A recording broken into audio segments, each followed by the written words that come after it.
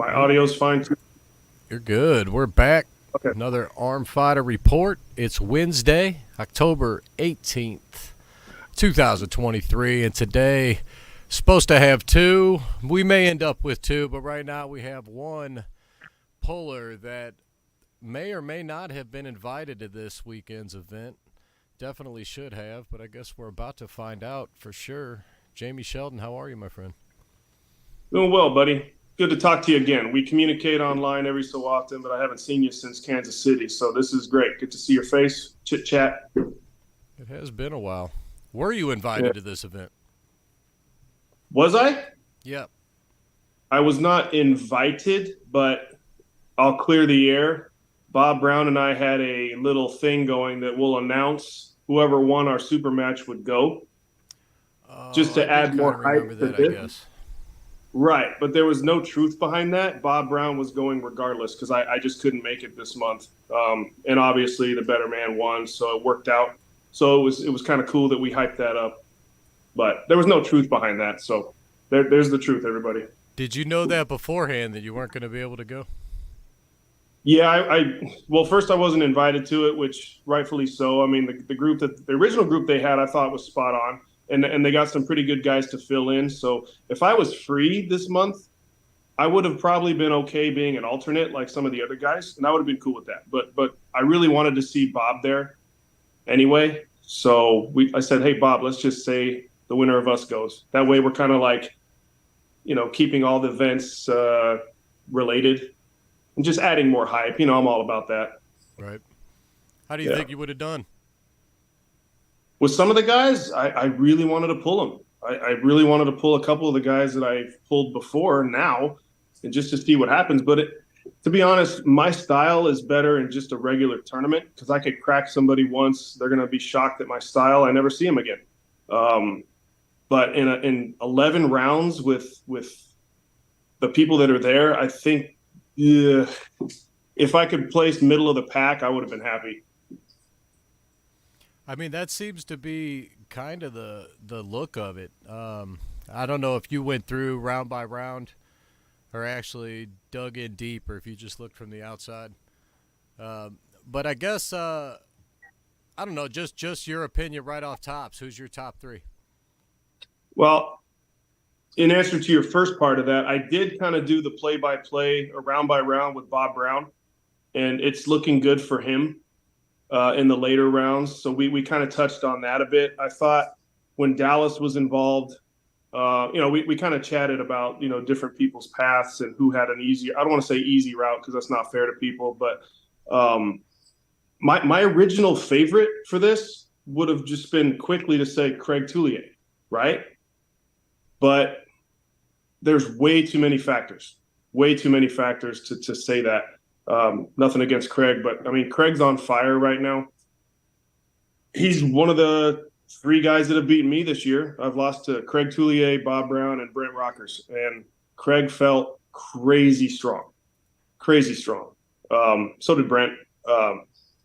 So my original favorite was Craig, with like an Adam being right there too, depending on how their rounds go.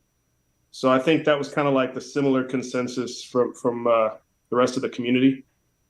But I've got reasons to put every single other one of those guys right there too, depending on what happens. Awesome. Hold on one second. I gotta try to get Drew in here and completely blew the screen out. So let me see if I can get you back on here. When I see his name. Oh yeah, we're all over the place. I'm not a expert at all this. Usually it's all good, but Me either. Usually I'm having to call back twice to try to get in because my microphone's not working or something. I'm not a technical guy. yeah. Do we even have Drew in here? Drew, I don't know if he made it in. He's on mute, and I don't see him. He's on mute and I don't see him. You're right. There you go. Get you back here. Drew, you with us yet, buddy? He's there. We'll just wait on him. Okay. So you think Bob Brown comes through in the end? I With hope the Bob stamina? Brown wins. I hope Bob Brown wins. This is the Bob Brown show. I'm being completely biased because he beat me 2 months ago. So go Bob Brown. Bob Brown. Failing that, I like, Craig Tullier. He's my buddy too. I really want Craig to win. But I like a lot of these other guys, and I wouldn't be surprised if an Artem came through, because Artem gets better as the event goes. Some of these guys are going to get tired. Artem can just pull, the 10th round like he's fresh like the first round. So Artem has a great shot at, shutting everybody up, and that's what he's been doing the last 2 years, and a couple of these guys, depending on how the rounds go, they could go pretty fresh. I mean, Jason Merlot's style, he could just top roll everybody fine, and then maybe get into some wars later on. But geez, I think his toughest match is the first one, right? Stylistically with Adam. I think I heard. I can't remember the list.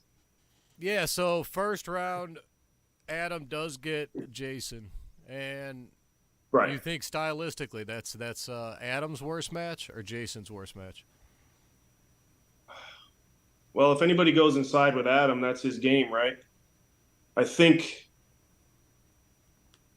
Robbie Russell is strong enough inside. I mean, it's a similar style, but it's not the same. But Robbie's so damn strong inside, and Robbie's only, I guess, I don't want to say shortcoming in arm wrestling is if he gets beat quick off a top roll. But if he catches you and he's inside, he's fine. I would expect those guys to wear each other out.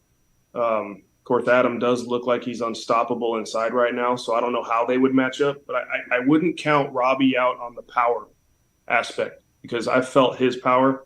I felt Adam's power warming him up for one of his super matches, and they're both incredibly strong inside. So, but yeah, I like Jason as because I've always wanted to see Jason do well. I've always been a fan of Jason Merlot since he wasn't really in the discussion. But to us, arm wrestlers, we knew he was there. And when I finally got to meet him in Philadelphia, I'm like, this guy's bigger than I expected. Like, I expected like a smaller framed guy like me who's just, a good top roller. No, he's a bigger guy. Like, if he stood behind me, he'd make me look small. He'd out-angle me big time. So, and he's got an incredible top roll. And if he comes in healthy, I think he's gonna flash pin a few people that might shock the world. So he's actually my pick to be up top for sure. One of the top course. two. Him and Adam, I think. Now, I did get into the little pool thing they got going on. I'm a little upset with the picks because I just kind of ran through it once. I started to look at it again and started to move some things, and then I got busy, and then he locked it up. So it wasn't even complete, but it's close enough. It'll be. Well, it's good that they both have each other first match, right? So that's good that their first match, get that out of the way, and then they can still get undefeated on the way up, depending on how things go. So that's pretty exciting. When you got two favorites that have to pull early, that's a good sign. Just the good matches. I mean, I'm interested to see Eli and Steve fresh. I think that's good for that. You got the two new guys going at it right off tops too. And Bob Brown, even in Eduardo, I think first round is very interesting. They're real close in the rankings. They're close. I like Bob Brown in the first round. Yeah, Bob Brown is very hard to hook, but if someone's going to hook him, it's going to be Eduardo, right? That's kind of like the style. You know where they're both going to go. I wasn't able to hook Bob Brown, but Eduardo's a lot more powerful than me and very explosive. So if he can flash pin Bob Brown, I guarantee you he'll flash pin several other people. He'll be fine. If Bob Brown stops him, damn, that's a long day, right? And that's what Bob wants to do, and if he can have a showing like that, he could ruin a lot of people's days, especially towards the end. But, you mentioned the two new guys. One of them's Luis, right? Mm-hmm. Yeah, he's incredibly strong. I promise you he's going to upset a few people. And everybody's going to know Luis's name after this weekend. I promise you. I felt him a little bit of after pulling at the Wyoming event. None of us are fresh or anything, but just his inside power was pretty good. Um, and then I'm not too familiar with, was it Casey? Oh, lost you, Drew. Yeah, Casey is it Coley, I think. Casey Cole. Yeah, I'm not too familiar with his style. So I can't really speak intelligently on that. Look at this guy. Hey, you're too big. You got to back up. There he How is. you been, dude? What a time for my computer to crash. Yeah. Yep. Sorry, guys. I'm on my phone, but I had my computer already, and then can you hear me? Yep. All right, cool. All right. Anyway, sorry to cut you off there. No, you didn't. Yeah, Drew, you didn't miss much. We just said Bob Brown's going to win the whole thing. That's what I'm hoping. So. With his endurance, you never know. Right.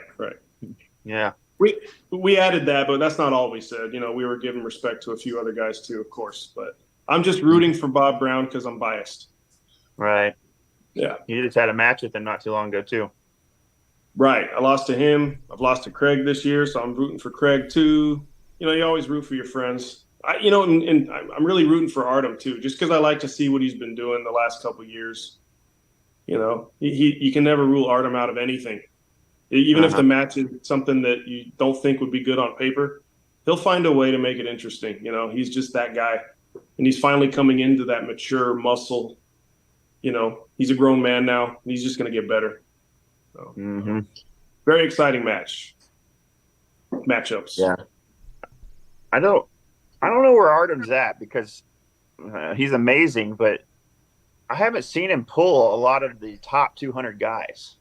I've seen him do really well in 230 weight classes, so I don't think it's going to matter. But I know he's pulled some guys on this card here, but I'm not sure exactly who. So he's the one I don't know where he's at because I pulled him two or 3 years ago in Kansas City, and he's not even the same person now. He's way better. Yeah. So he took second in Kansas City to Brent. I believe you took third. No, I took in Kansas City. He went 2-0 to me. I can't remember who got second. I think it was me. Oh, so he took second left-handed. Yes, that's right. That's what I'm okay. I can't remember if I got second that tournament. I think I did get second that tournament. Okay. Yeah. You're talking about the NatFit.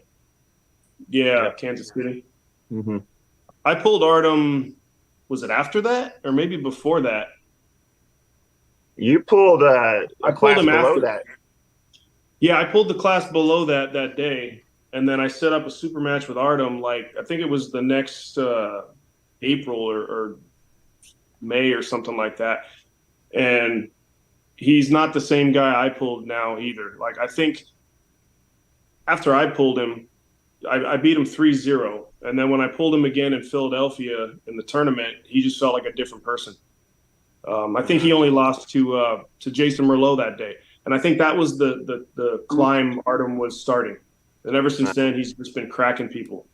But yeah, I think when we pulled him, he was just a different guy. He wasn't the same. Yeah, he hadn't matured like he has now. Right. Yep. He still gave Brent quite a match at that NatFit event. Man, that thing was stacked. That was his hand's good enough. Yeah, that was a very fun event for me. Yes. Yeah.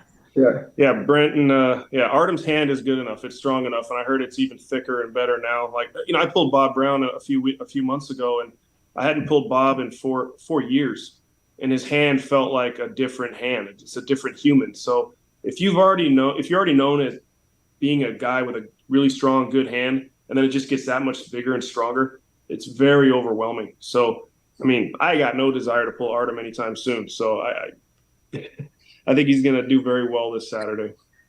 Yep. Yeah. I don't know where I can place him. I don't know. If I had to bet money on it, I'm going to put him middle of the pack, but he might surprise me. Right. So, in middle of the pack in this shindig is that's a compliment. So, Absolutely. I mean, you could end up middle in the pack just by losing a couple, like a tiebreaker at this yep. point. I mean, like, I don't know. By looking at it, I know everybody thinks that somebody just pulls away, but I could see there being 3 and 4 way ties possibly, Yeah. in a couple different situations. So, and as far as Bob Brown, I mean, I think he causes a problem for a lot of people. I am curious if he ends up in that situation where he catches and he's able to outlast these guys. Is he going to be able to hold up on that end? Because after a while, it does take a toll, catching and holding and catching and holding, to where Yeah. eventually does he not have it to do it? It almost turns into whose stamina is better, Right. more than anything, especially looking at the matches that we could get. I think Bob will finish strong. If I had to guess, I think he's going to finish strong. Right. Yeah, I think he can. I can use I have to use him and I as an example because when we pulled, I was way more beat trying to hook him compared to I was way more tired than him at the very end. We didn't get to pull too many rounds, obviously, but he probably still could have kept going a few more times in that position. But if you're strong enough to hook him and initiate the hook, like a Craig Toulier, explosive off the go, an Eduardo, then, obviously if a more tired Bob is going to be, easier to beat. But if you can't get those bottom fingers curled in and you're not fast enough and your wrist is compromised from another match, you can't hook Bob. He's just going to, you're going to get blown up while he's sitting there in his bone lock and his hand can keep climbing. It's crazy. Yeah. So he'll do that to a couple people for sure that, Saturday. Well, he could run someone's whole round robin. If you, Right. I think I posted on a comment on Facebook a couple weeks ago saying that, if I have Bob the first round and he catches me in that lock he's got, I'm probably just going to lay down and save it to see what I got for the rest of the guys. Because even if you were to somehow pull it off, you'd be ruined for the rest of the tournament, for the rest of the round robin. So if I get Bob first round and I don't pin him within 20 seconds, I'm probably calling it a day and just letting him have it because I want to pull everyone else. And that's the smart thing to do. Mm-hmm. I hope people realize that, especially in a round robin, in a super match or in a tournament, even when he catches you, you still feel comfortable like you can do something. So your ego tells you, no, I'm going to pin this guy. I'm going to pin him. I can go through him. I'm stronger than him. But it just doesn't work out that way. So you're right. In a round robin like this, you have to think next round, the round after, and don't get blown up. 20 seconds is a long time. Yeah. Now, when I said 20 seconds, I'm like, well, that's actually, I'd probably shorten that to 10. If you can't pin him, I think you'll figure it out pretty quick. Like, okay, I'm going to wear out trying to do this. Right. That's how I would approach it. But, in the heat of the moment, things change. Like you said, you probably, I can do this. And then pretty soon you've been pulling way longer than you wanted to. Right. Do you think that happens more at the beginning of the event than towards the end? Because at some point these guys those losses are going to build up, right? And it's going to have to be all or nothing, And I wonder, Absolutely. you're going to have some people that think, okay, yeah, maybe I should lay this down. And I think there's some guys in there that just don't have it in them. Artem will never. I see Artem just going balls to the wall every match, right? He'll keep slamming into someone's arm. He's that guy. Yeah, he is. Craig Toulier is the same way. I got to say this about Craig. He's one of the strongest humans on the planet. And he still tries to beat people with explosive speed and power where he doesn't have to. Like he could be a little bit more slower, controlled, and he's still strong enough to pin people. Everybody. It's just he Yep. wants to get it done fast, and sometimes he elbow fouls, and that could be a problem if they're going to be strict on the fouls. I don't know what the rule set is, but I hope Craig's a little bit more patient with some of these guys and just overpowers them because he can. He doesn't have to beat them fast. He's strong enough. Yeah. You know. It's funny you mentioned that. Do you think that is going to be a problem? Because that comes into play with my predictions when I come in. I do think that Craig ends up fouling quite a bit because he's stuck in wars. Well, I can speak from experience this year that I got a win on Craig because of fouls. So in the finals, I agreed to go into the strap with him because we weren't in the strap, and then a totally different game, right? Which when he realized he's strong enough and stronger, he was calm and just kind of held me and then put me down slow. So he can do that. He can do that with anybody. If he But will he? So I hope he slows down and does that. And if he's feeling confident enough to do that, I think he'll beat just about anybody there. I have him in my top 2. I've never pulled him either, but his Crazy speed strong. and his strength, I think, I think he's top 3 without a doubt. But I have him top 2. My, and I don't mean any disrespect, but a lot of people have Adam Orzinski in the top 2, and that I wouldn't be surprised, but in my list, I have him at 4th or 5th. And he's an amazing puller. Like his hand and the size of his hand and the length of his fingers, and he's got a good hook and he's got a good top roll. It's just, I think some of these guys are going to present some problems to him. But I could be wrong. Like I said, no one knows what's going to happen here. But I've pulled Adam, and he's beat me every time I've pulled him. And I just think there's going to be some side pressure problems for him. Really? Yeah. Has he pulled? Go ahead. His side pressure is good, but I think if he had a weakness, that's probably what it is side pressure. And I think there's a few of these guys that have a ton of it. So I could be wrong, but I hope I'm wrong because I really like him. But 4th or 5th is, like I said, is a compliment. So right. So in a side pressure game, I think we would have to say a Craig, a Robbie, believe it or not, an Artem too, in different weird positions. He's got a lot of side.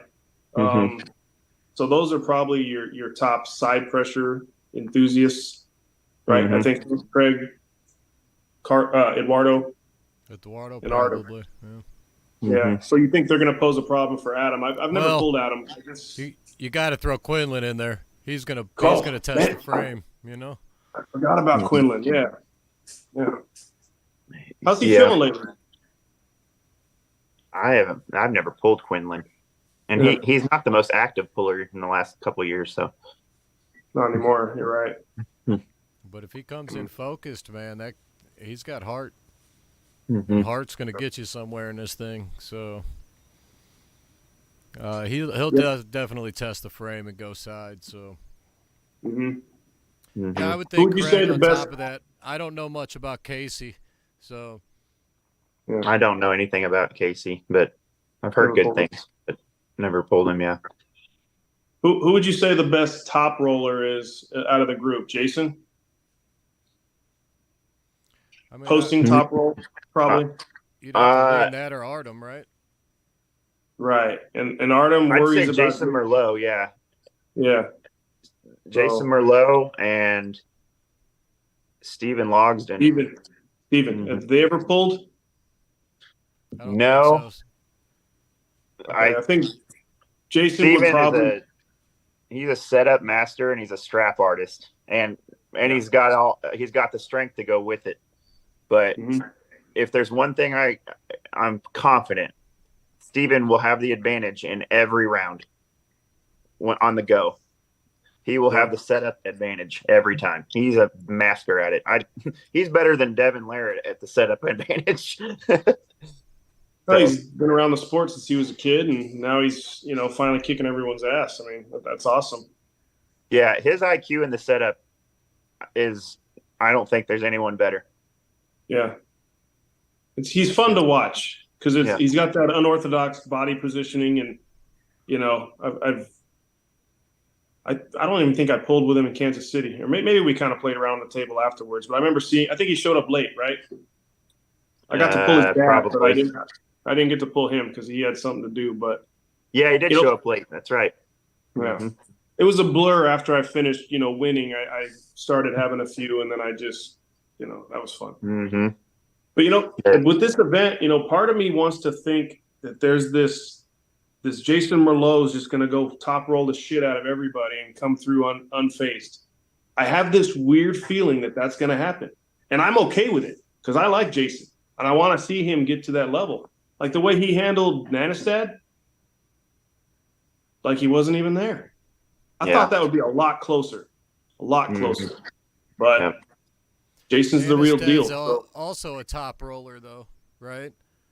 Yeah. You got this. Merlot's going to have to go up against a bunch of mean hookers, too, which is more of his tough spot. So everybody's kind of in a battle because you got a little bit of everything in the group. You're right. I think Eduardo beat Jason last time they pulled too, right? And just kind of shut down the top roll. And so, yeah, I mean, can't count those little hookers out.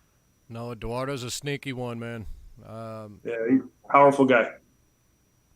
So, I mean, and that changes everything, right? Some of these guys like Eduardo and Casey that nobody seems to know much about, right? And even Steven, the underdogs, they end up throwing a wrench in there. If they beat some of these guys, it could really change the landscape on who ends up, on the top or on the bottom, which makes it so hard to gauge. Yeah. Who did you say your top three were, Drew? I haven't said that yet. Toulier. I'll probably say Merlot. His style, he's pure top roll, and I think he'll be the least amount of tired by the end of it, in my opinion. I had this written out. Who am I missing? I'll come back to that.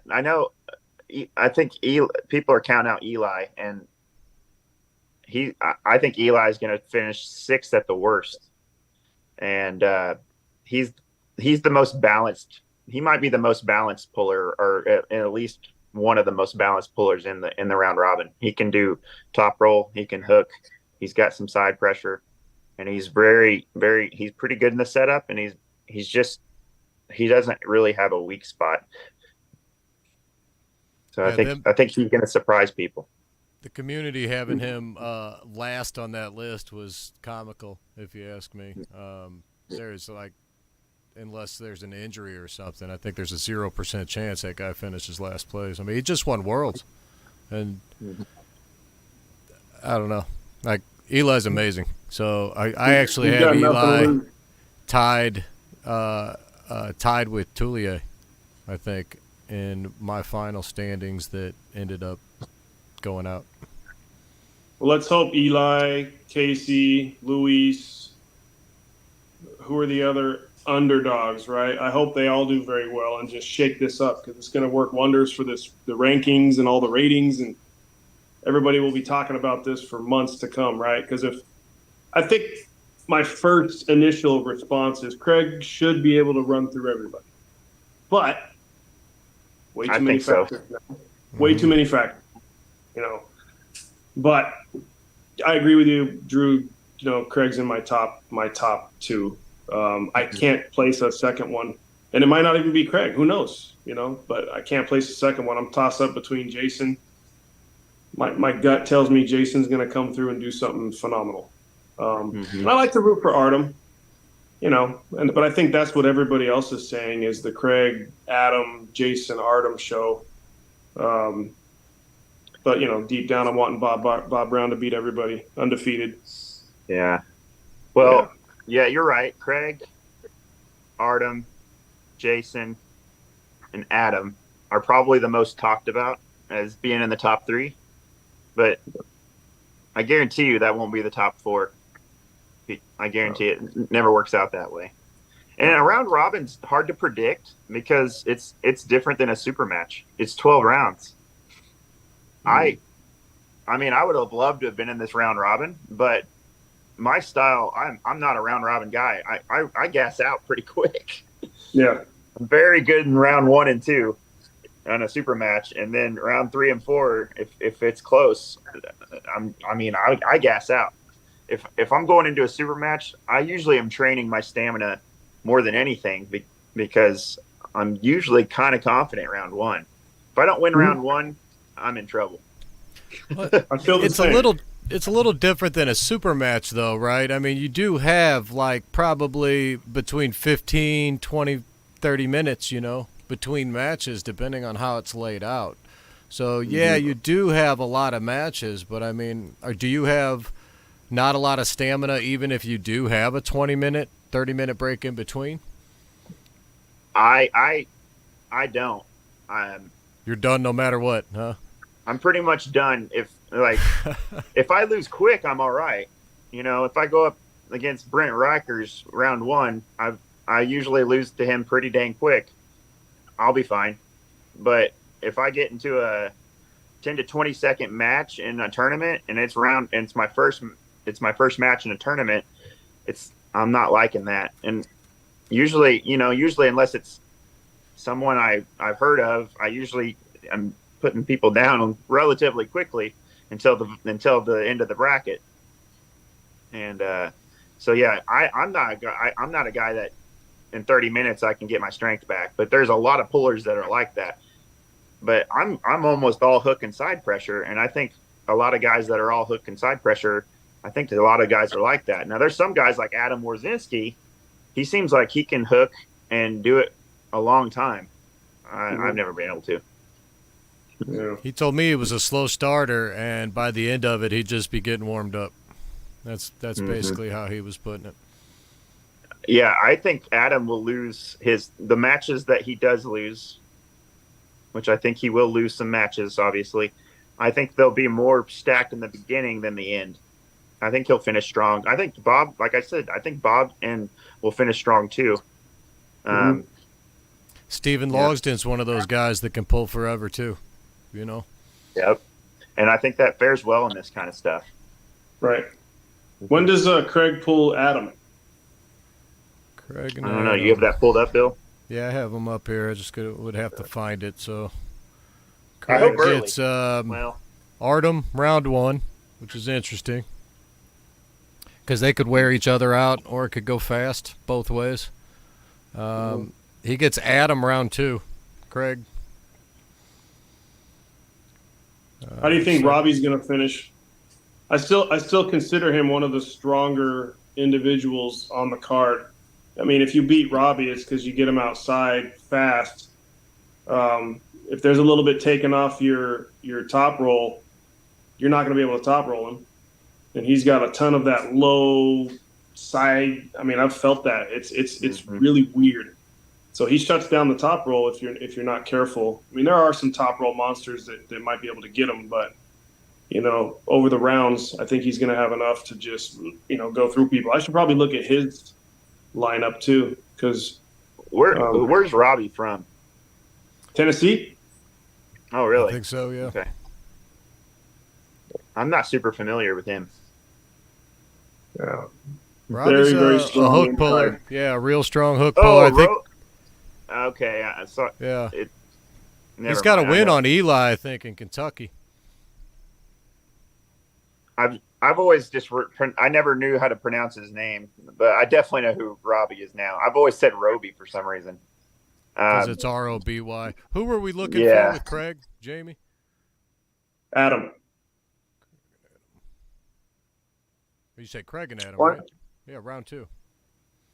Oh, so it's quick. So Adam goes from Jason Merlot to Craig Right Toulier. to Craig, right. And when he told me he was a slow starter, I was like, ouch, right? Like those Okay. Yeah. those are tough ones to walk into. So Bill, that's who I was thinking of earlier. It's Robbie. I have Robbie in my top 3. I have Robbie, Yeah. Craig, and Jason Merlot. Right.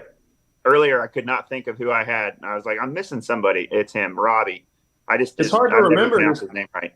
There's too many He's the one who guys. went up against Brandon Robbie. recently. Did he? Brandon. Yeah, he did. Brandon Yeah. Elsesser and him went at it. I think it might have been in Tennessee. Right. A couple months back. Yeah. And he gave Brandon a fight. And, Final round, I believe he got a win, right? I think. yeah. So how come Brandon? Robbie's got a win on Toulier. So I mean, I think he's got wins on. Robbie has wins on Artem. Maybe I think Artem, but he's in that area to where he could pull Craig, Adam, and Artem. They're all in the south, so I'm assuming they've all pulled each other a few times. I think you're right. He does have wins on Craig or Adam or both. Yeah, he beat Craig last year, or this year even, maybe earlier in the year, but was held back from that spot at some point because I think he had a loss to Oleg. So he got a round on Brandon. Yeah, Robbie's no joke. I mean, obviously nobody's to be taken lightly for sure in the group. Who's got the best chance for the flash pins? Craig. Yeah. I mean that everything fares well for Craig, right? He's got the strongest guy. He's the fastest. He's the favorite. Craig's the fastest guy, probably. Yeah. He's just got to keep his elbow on the table. So, I think Craig will win it all. I think I'd probably bet on Craig to win it all, and then I have Robbie second, and my third I'm really up in the air. I could see Jason, I could see Adam Warzinski, and then I could see a Dark Knight. Surprise some people too. Who? Eli. Yeah, I mean, if Eli finishes top 3, I would be surprised, but I wouldn't be super surprised. But I don't have him in my top 3. I don't think he'll finish lower than 6th. Yeah, I mean, top 6 is the way to be. Mm-hmm. Bob Brown and I were talking about the potential aftermath of this event. Is you're going to see so many of these guys in super matches to kind of settle scores. It's going to be great for the 200-pound division for the next year, because some guys are going to be feeling they got, okay, I could beat this guy fresh, blah blah blah. Setting up some rivalries. Yeah, and then me and Drew could jump in there and get some of these guys too. I'd much rather pull 198s instead of 220s. That's just I'm right in that spot where 198's hell to make it, but I can do it. And then 220, I'm too fluffy. I like 210. 210's my sweet spot. You're a big dude, man. You're a big dude. Yeah. 209 and 190, those are the better classes, I think, just for the breakdown. Because when you look at a 198 class, there's just such a big range of guys. You can have 225-pound guys make that no problem, right? But you still have 185-pound guys that have to be in the 198-pound class. They're not making 176 or 72 or whatever. So I kind of like the 90 and 210 breakdown. That's what makes Craig so amazing. Is out of all these guys, he's probably got the smallest frame. For sure. Or one of them. Probably 190 walking in, right? He's got a game weight to hit 198. Yeah. I think everybody else, even Luis, when I talked to him, they're all around 205. Everybody seems relatively similar. I don't think anybody's real big except for the Casey Coley I heard used to pull 220s, I guess, but now has been pulling 98, so he could be a bigger guy. I'm just not too familiar with him and wasn't able to touch base before here. So Luis seemed like he could surprise some guys too, man. I only saw his match up in Wyoming at Corey Miller's event, and I mean that's not much to go by, but he looks solid there. And the kid, I felt his wrist really strong. Yeah, really humble but hungry. So he'll make a name for himself this weekend. Yeah, nice young man. I noticed everybody being pretty humble in the whole group. Nobody seemed to be jumping out to say, hey, I'm going to take this thing down. I'm taking the whole thing home. Everybody seemed to be like, hey, I don't know. So I that's noticed crazy. that. Yeah. Everybody's respecting the other guys and the potential and how messed up this whole thing could be by round 5 or 6. It's anybody's game. It's not just a 1-against-1 where you know their style. I just got to beat them 3 times and, Yeah. It's because the 200-pound class has always been the nicest, most genuine class. Right. Bill, do you know why Brandon's not doing this? I would assume other obligations. He might have like East West or the bigger stuff around this time. That would be my guess, but it is just a guess. I know 198. He doesn't like making it, but he can do it. That's where he's competitive, really competitive, like internationally. But yeah, if he was in this round robin, I would probably be picking him to win it. He's just an animal. It's on a different strength level, I think. He is, and he's got so much. I can't explain it, but he's got a ton of it. Has he ever pulled Brent? They have not pulled, as far as I know. That'd be a good 220 matchup, 210, 220 matchup, right? Because Brent likes to sit 210, 220. Yeah, that's Brent's yeah, sweet Brent's spot. About 215. Yeah. Mm-hmm. Yeah, he said he doesn't want to cut to 198 anymore. I mean, I think we all would go 198. There's no way. God, he's a big 209. I saw him last month. I was like, God. Mm-hmm. He's like 5% body fat at 215. So, Literally. Yep. No, he is. I think he measured 5.8 at 214 or 215 or something. So, and that's just normal. I mean, this guy's eating pizza and shit.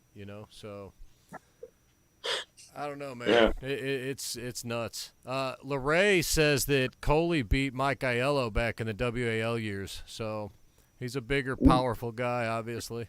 Especially if you go back, Aiello was a lot better back then than as of late, I believe. So, what's his style? I should go back and watch him. Yeah. Oh, right where Mike likes to be too. Okay. Yeah, but I guess LeRae would have to. What they say? We got Dallas and Brandon have a super match coming up shortly too. Right. So yeah. What does anybody know why Dallas isn't in this then? Because if he's pulling. But is his hand right afterwards? Well, I don't know what the reason he gave publicly, but he did tell me that at our event that we hosted here, he had an injury in his hand, and he went to the doctor like 2 weeks after just because it kept bugging him. And I guess I don't know if he fractured something in his hand. Oh. Yeah, but he keeps saying he's going to be ready for Brandon, so because he didn't want to pass up that opportunity either. And nobody wants to sit out of an event. So if you miss this, you might as well take the next one. I don't know how healthy he's going to be. I'm assuming he'll be back up to par, but it is a hand issue, which kept him out of this. I hope he doesn't re-break it in that match, because if it's not healed up yet, that's a tough one. Right. I remember the match, too. He was slipping out of you guys know Scott Partington here? No. 240-pound guy. And he hits real hard, and I think he held on to Dallas's hand, and but at the time we didn't know what happened. But Dallas was looking really strong that day too, so I don't know. He got a win on Mega Mike too, so inside. He was definitely going to throw a wrench into this thing here, especially with his style. It's almost like one of those Bob Brown things, right? Where if you get in a match where Dallas has got you locked up, you're kind of going to be stuck there for a while. So. In the strap out here. Yep. Yeah, that original group was great, and they found luckily the 198 is so stacked, they found enough people to jump up and say, hey, if they would have went further down the list, I probably would have said, you know what, I'll go. Why not? Yeah, it would have been nice to see both you guys in there for sure. Drew, what happened there? You were actually supposed to be invited, right? But didn't get invited? Yeah, how'd you know about that? Yeah, I know some things sometimes.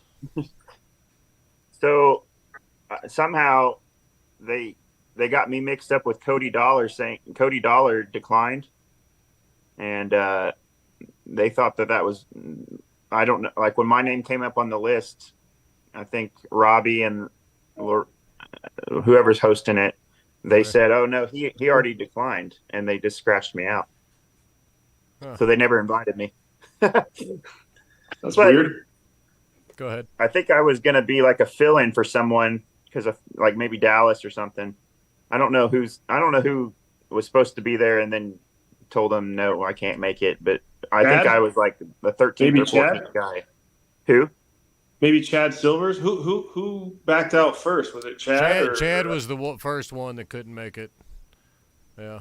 Okay. Yeah. So I think I would have been a fill-in for one of those guys, but somehow they thought they'd already asked me, and so they crossed me out.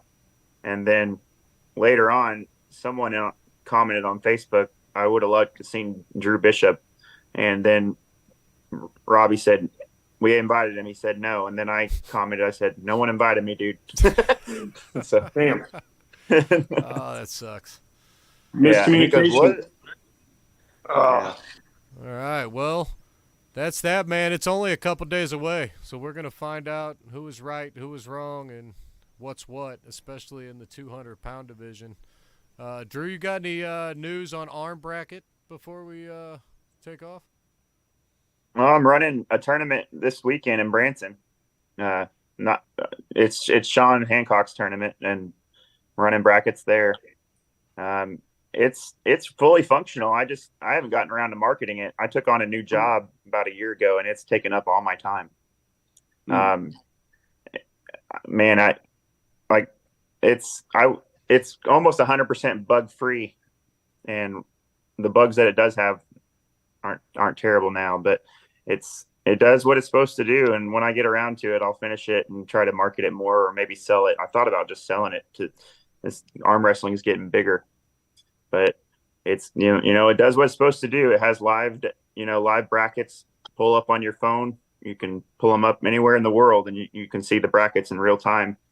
And plus it's when you're entering into a tournament, you can see what class you're in, who's in your class as people are getting added. It just populates right in front of you, and it's all from your mobile device. Is it an app or just a website or an app, or? It's a web app. Web app. Yeah. Okay. Yeah. And then from my side, it populates the tables, and then underneath table 1, 2, and 3, or you can just do 1 table, 2 tables. You can do up to 3 right now. That's all I've got. That's all I got it programmed for. All the classes are beneath each table, and you can just click the class, or you can click multiple classes. It's just a check mark, and then you hit load, and it loads them into your table, and it funnels them for you. So you are a technical guy. Oh yeah, I'm an IT. So this is all speaking your language, software, IT, all that. Yeah. Yep. Awesome. I'm proud of it. I think I really like what Corey's doing, with his AERS, and he has his own bracket system that works really well too. But his rating system, I think that's the future, man. Real quick on that, it's not really about the 12-man round robin, but I've always just thought that his rating system would be a really good way to define who's an amateur and who's not. You know what I'm saying? And but I don't know if promoters will ever get on board with that, because they want as many entries as possible. So you see these guys that they have like 1,600 rating pulling amateurs. I think that's, that promoters allow it, and I get it because it's extra $50, but I've always that's what I love about his rating system. And not only does it have a ton of data and kind of show you who is supposed to win based on the data, but it kind of can define who's an amateur and who's not. That's a good point. I always I love the system just for the data alone. We've never had that much data to look at, be able to go back and see it all in one place, so it's phenomenal. But the fact you bring up, what do you think that line is for the amateur and pro on the AIRS ratings? I haven't taken a look at it. And depth, I just know that I know if you're in the mid 1600 range, then you're damn good. But I don't. I would say 14 or 1500 range, maybe 1400 is an amateur for sure. But I haven't looked at the rating scale a lot here lately, so I don't know what amateur is. I just know that top level guys are 16, 50 and up. Yeah, once you're to that range, there's bigger gaps, and you're definitely a stud for sure. Mm-hmm. I think Jamie's like a 1800 on there, in like eight different classes. At least 8 classes. And I used to give all the rankings guys a hard time, just out of fun. It's like, hey, I'm jumping up to this class now. Where are you going to rank me? All right, I'm in this class now. I want to match beat that guy. Maybe rank 3. Yeah. Now, I think I'm going to hover around the 195 to 205 range. That's your spot. Yeah, I think that's healthier for me. Although I did accept the match at the 220 this I think I'm going to tell you guys, I think my purpose in arm wrestling now is to either chase these 198 elites and see if I could crack a few, or I'm a fucking punching bag for the 220-pound up-and-comers. And I'm sort of okay with both. So, yeah. You going to take over Tim Lewis's spot as the new gatekeeper? Oh, God, he pulls way too much for me. No, I can't do that. I'll be yeah. Anything new with NatFit? You taking over the world yet? Working on it. We're trying to develop the product line for Puerto Rico's area. They're going to be doing their own labeling and stuff. So we're actually, any day now, we'll be funding their first big order. Canada's still self-sustaining. It's back moving a little bit better. We're growing things again in this country. And I'm in talks with a couple other ones that it just takes the right person to fund it. They would want to do that because it's a huge endeavor. It's not just this small time, hey, I'm going to, be a boss and sell 5 products a day. You can't do that. You got to have that I'm starting a business mentality. So it's going to take, that kind of a person to start another country. So we'll keep building it. In the meantime, I'm actually jumping into a bunch of other endeavors too, just to kind of build my portfolio and try to build some generational wealth. So that's why I'm in the restaurant hunt business and a few others as well. So, and hopefully that'll help fund that a little bit better. My ultimate goal is to do something with arm wrestling. So it's going to take a while because you really need a ton of capital to do something, genuine. So we'll see where we get. But either way, I'm still in business, right? Yeah. Rock and roll, man. Well, once you take over arm wrestling, when you need some help, you can reach out to me. I got you, man. Absolutely. Appreciate it. Guys, I appreciate you both for taking the time to talk to me, to share your thoughts, your opinions, your predictions. I'm My whole family's coming to say hi now. Hey. It's the NatFit family. But we are going to find out for sure in a couple days who's right, who's wrong, regardless. So, who's going to win? Everybody pick one. Pick one person. Merlot. I'm going to say Robbie, but I wanted to say Craig. Go ahead. Robbie or Craig, but I'll go Robbie. You're up, Jamie. Yeah. Bob Brown all day. Bob Brown for the win. That's it. Sheldon. I'll take Bob Brown at 7th. Bob Brown in 7th. Well, that's it. We got another Armfighter report in the books. Remember, armfighter.com, America's best event calendar and the official U.S. rankings. Stay strong, everybody. Appreciate you. Been fun, guys. Thanks. See ya.